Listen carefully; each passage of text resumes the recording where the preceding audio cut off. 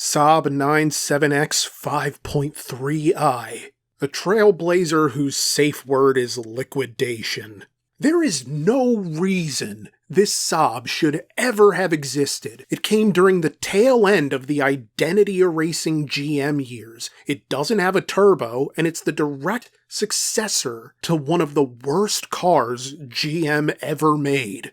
It was a tragedy that Saab was ever bought by General Motors. It never felt like GM knew what to do with this brand, because they hardly seemed to know how to play with any of the toys already inside their crib. I mean, really now, GM has a corporate genealogy with more detours than the Schuylkill Expressway. Just brand after brand after brand in one family, where the father wants control of every aspect of his children's lives, but doesn't make his expectations clear for any of them. It's frustrating because it feels like the brand you knew and loved is well and truly gone.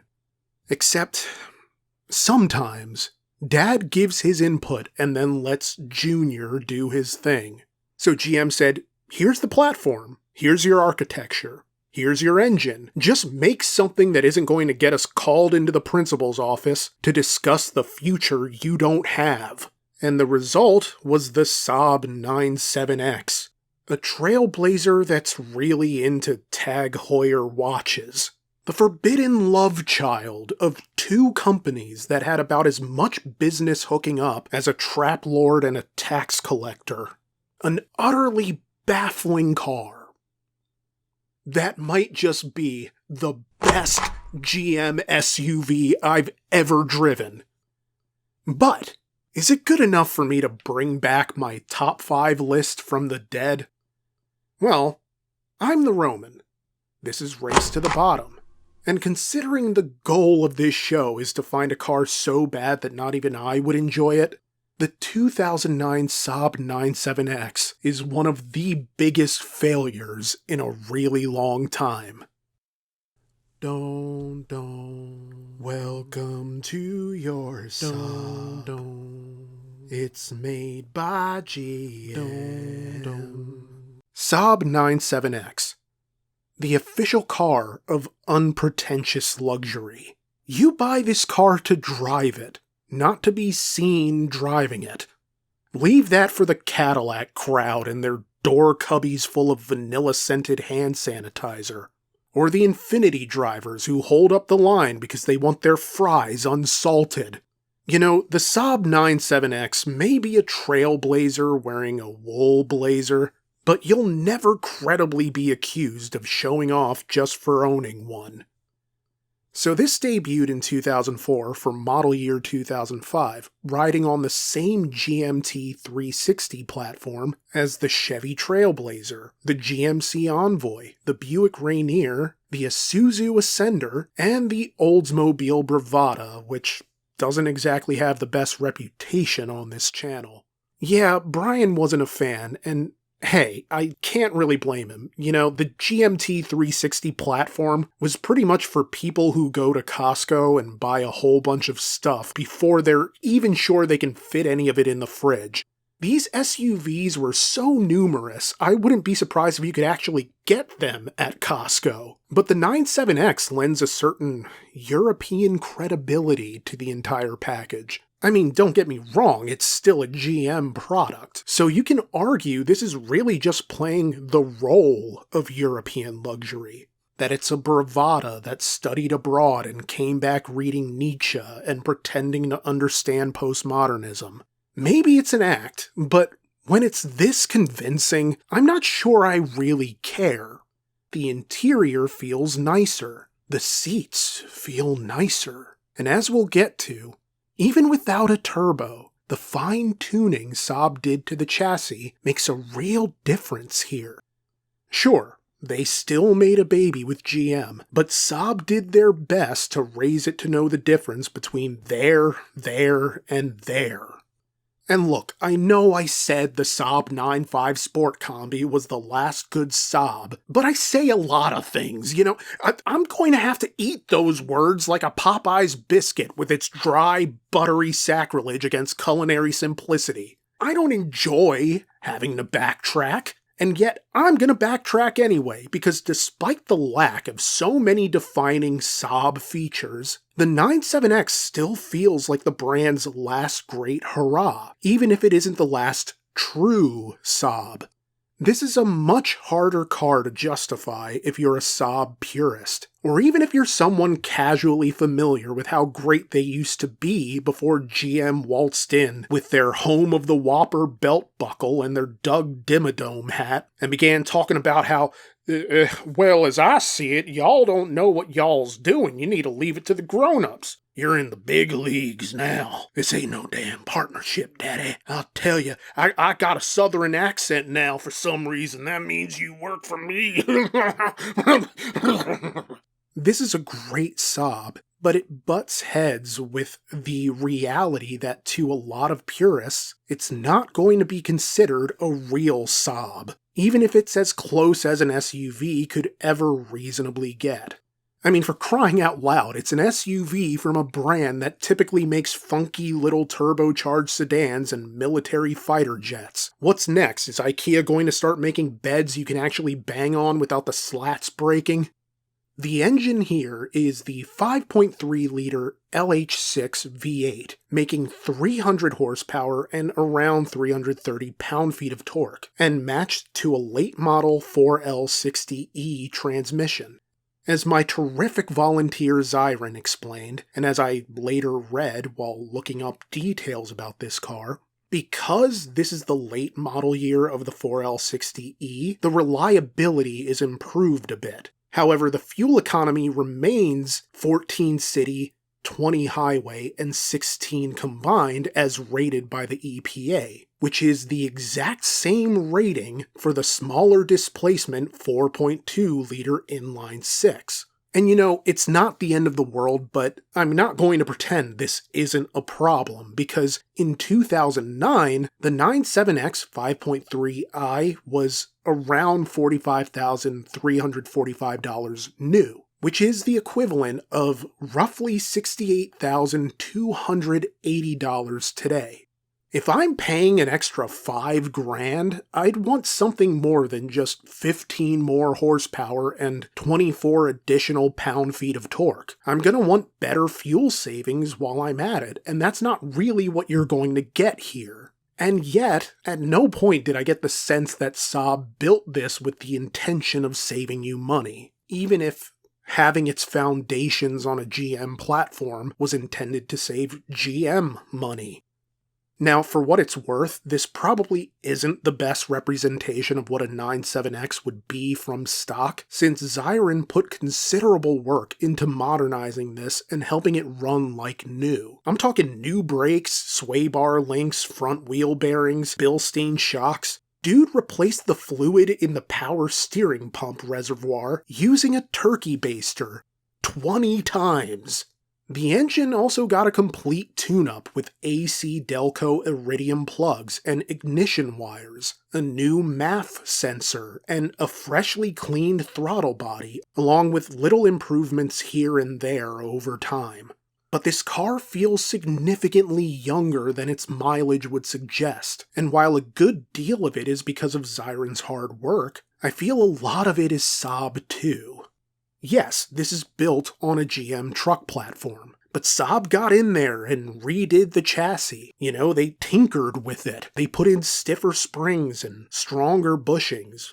They improved the vibration damping, the stopping power, the front roll bar was thicker, and the suspension was lowered by an inch. The steering was honed and tightened so that everything felt more responsive than a Trailblazer or a Bravada. I was impressed not just by how quickly this moved if you hammered on it, but by how even and consistent that acceleration was. It didn't feel like the car was struggling to do what I asked. Genuinely, it feels like Saab made a real effort to differentiate this from the type of badge-engineered monstrosity that bean counters love. And you know, to be fair, if you're going to buy an orphan brand, you could do worse than to go with Saab during the GM years, if for no other reason than the cost-saving badge engineering BS means parts availability isn't going to be a problem. And that's before even getting into the surprisingly robust aftermarket community for the brand. Sure, you're going to run into mechanical problems with this car. These are known for things like having sagging rear suspension, or wiring issues with the transfer case speed sensor, or oil leaks. And despite looking pretty clean on the outside, improper seals mean you get stuff like these rust-eaten door jambs. But the cross-compatibility of information with other GM models means you can probably find a tech who can solve most of the problems that you can't solve yourself. I mean, it's an LS engine. The average mechanic probably sees them more often than his own children. Interior. Okay, so it almost goes without saying that I really enjoy this interior. When luxury, air quotes, luxury cars give you luxury seats, I shouldn't feel like an asshole for expecting that they actually be comfortable. You know, I want that cushy feeling, like a couch in a furniture store that's all the more comfortable because it doesn't belong to you. These seats are actually comfortable, not like the luxury seats that get a pass for digging into your shoulder blades and your back because they're sporty and so they're supposed to be like that. And yeah, the fake wood trim is dated as hell, but it's also understated enough to still look okay in its own way. And I love the commitment to maintaining Saab's little quirks here and there, like the key cylinder in the center console. While not as spacious as I was expecting, there's still plenty of room. It's not like it's cramped or anything, but I guess I did expect it to be a bit more American in that regard. But then an American influence might have hurt the 97X even more if the goal was to make a play for European enthusiasts. For his part, Zyron admits he had a prejudice against GM and never thought he'd own a car the company had manufactured themselves, because his assumption was that they were a problematic American car maker that doesn't do anything well. And are we really going to sit here and blame the man for thinking that? Sure, GM has some great cars, but from what I could gather, Zyron hadn't been exposed to the best of what America had to offer when he came here from China, and GM isn't really putting its best foot forward half the time. At best, modern GM mostly ascends to the level of perfectly acceptable engineering. Unless we're talking about a C8 or one of those really nice Silverados. Or actually, the Buick Regal Torex was good. I'm sure I'm forgetting stuff in the mix, but I also don't really care enough to cape for a brand that kicked Oldsmobile, Pontiac, and Saab down a flight of endless temple stairs and into an open grave in the cemetery of orphaned dreams. And look, I get that they probably had no real future anyway, but it feels less like a byproduct of the realities facing those brands, and more of the logical consequence of GM's own neglect. And I rant about it in these videos, so go check them out if you want to hear more of my thoughts and more history, because I don't want to derail this video any more than I already have. And join us over on Patreon for $1 if you want to see me make even more historical content, because I love doing it and that's really the only way it'll happen. Now, Zyron didn't like GM, and he never thought he'd end up driving one, until a coworker let him drive a GMT 800 Tahoe, and he had an absolute blast in the big, comfy, spacious V8-powered brodozer, so he decided to get something similar, but smaller, and that's how he landed on this. Because Saab did a lot of tuning under the hood to where this was essentially a more refined version of the Trailblazer. Yes, I know I say that a lot, but it really is true. These are very similar cars, mechanically speaking, but Saab did what they could to set this apart, and I'd say they did a pretty good job, and that's before even getting into how well the body has aged. I won't say it looks like it could have come out today, but you could convince me this came out in like 2014, 2015, 2016, around there. It's just a great looking body style, and Zyron would argue, and I would agree, that this has the best exterior of all the SUVs that share the GMT360 platform. But there was also a sentimental reason for Zyron's choice. You see, he used to live in a neighboring town near GM's Moraine factory in Moraine, Ohio, and he saw firsthand how the town struggled following the plant's closure. He argues that the subsequent glass factory that opened in its wake didn't really do much to improve the morale of the town, even if it was nominally successful. So Zyron felt that maybe if he was able to restore a 97X to its best condition, almost make it like factory new again, then when he drives around the streets of Moraine, people might remember some of the great cars they used to make, and remember just how great the town used to be. It's a very kind sentiment that's also kind of bittersweet, because this man from halfway around the world cares more about rebuilding brand pride today than GM seemed to care 20 years ago. The fact that we can even enjoy Saabs today is because there's such a loyal community who's maintaining that sense of brand pride in ways that GM just sort of didn't. Even if you can still credit GM for keeping these Saabs alive just through parts availability alone.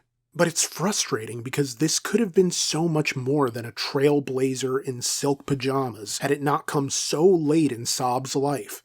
This forbidden love child of the GM and Saab partnership was somehow Saab's first SUV, and honestly, it should have been in the works long before GM took the reins and started badge engineering them out of relevancy. But then, to exist in the form it eventually did, the 97X would have had to do more than just succeed, because despite being a less stylized mid-size luxury SUV offering, this was the second most expensive luxury SUV GM had ever made at the time, just behind the Cadillac Escalade. So in a way, I'm kind of mischaracterizing General Motors as a company that didn't care about Saab, because they showed a certain amount of confidence in Saab by giving them that amount of money to develop this car, although I would say that it seems less like a vote of confidence in Saab than an act of desperation to get something back, some sort of return on their investment.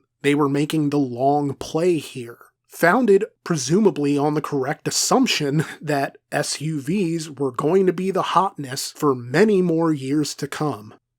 This wasn't really intended as a companion to the Escalade, or even just a full-scale replacement of the discontinued Bravada. This was going to take the fight straight to the Volkswagen Touareg, and go bar for bar with Saab's Swedish arch-nemesis, Volvo, who'd just released the XC90 2 short years before the 97X debuted. But to justify its own existence, this would need to do more than just succeed. This would need to fundamentally change the way people viewed Saab. It would need to make Saab sort of mainstream. But it didn't. This car is an act of corporate cousin fucking where the resulting child is better than its older sibling, but not enough to get an equal cut in the will. Ultimately, I just don't get why this car came so late in Saab's life, when something like this could have potentially done them a world of good had it come earlier. I can't even blame GM here, because the market was here for it long before they took over Saab in 2000. By the time this came out, I'm not sure it was going to make a difference to a brand that was so far along the downward trajectory. It's good, yeah, but there's a sense of desperation by GM in forcing Saab to even make this. A sort of Hail Mary pass. And desperation isn't a good look on anyone.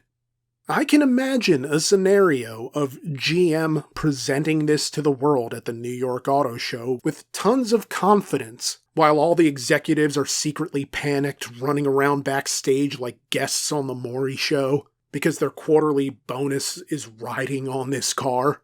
Desperation isn't always palpable, but when it is, that's ball game for upward mobility. And while I guess Saab does share some of the blame in their downfall, It still does feel like GM really never knew what to do with this company. And I wish I could say it was a surprise that they fumbled Saab, but GM in the aughts were basically like Stellantis now. Their family tree isn't a wreath, it isn't a neglected bonsai. Their family tree is grass. It's an overgrown lawn with a bunch of different strands all at the same level of untamed chaos, save for 2 or 3 blades that get to stand neatly in the mayhem. Yet what sucks is that it feels like everybody actually tried here, for the most part. GM by leaving Saab to their own devices within reason, and Saab by tailoring their Saabness to a different body style within a set of restrictive boundaries. They were genuinely working for it, like a guy trying to save his marriage. But years of neglect aren't going to be solved by one anniversary dinner followed by a kiss on the downmouth. And by the same token, I don't think an SUV, even as good as this one, could compensate for a partnership as fundamentally mismatched as this one. Okay, so is this good enough for my top 5? Well, I've sort of retired the top 5 because that's not really what this show is about, but for argument's sake, let's bring it back, you know? And looking at what's in there now, I think I'm going to slot this right underneath the GTI Autobahn. That feels right to me, even if having 2 of one brand on the list kind of doesn't, but I guess I'll have to get used to that. I mean, I'm going to have to bring this list back because no matter how many cars I drive, I sincerely doubt they're all gonna be bad. So there we are. I genuinely enjoyed this as much as I've enjoyed any SUV I've ever driven, much less any GM SUV I've ever taken out on the road. So I feel like it belongs here, meaning we say goodbye to the 2006 Acura TSX. However, good cars aren't the point of Race to the Bottom. I want your absolute worst. Give me something with no redeeming qualities whatsoever. If you think you have that car, or if you think you have something Brian might want to review for RCR, send me an email at regularcarstheroman@gmail.com and let me know whether it's for RCR, Race to the Bottom, or either. And I know flu season's coming up, so be sure to take care of yourselves, but in the meantime, sneeze on the like button, say Gesundheit with comments, wipe the subscribe button's nose with one of those aloe-lined tissues. But if you want to keep us healthy, support us over on Patreon. For just $1, you'll get these videos early along with other exclusive content. Your support will go a long way in helping this channel to keep pumping out the most unique car reviews anywhere on the internet. Thank you to Zyron for coming over from Ohio, and for being such an endearing and genuine guy. And thank you for watching. None of this happens without you. Have a great week. Alright guys, on 3. 1, 2... I have a night panel here on the dash, and I just keep thinking about potential this had on a different ride than on GMT360. Better, but still needs work. For the next take, just really think about how much you miss Saab.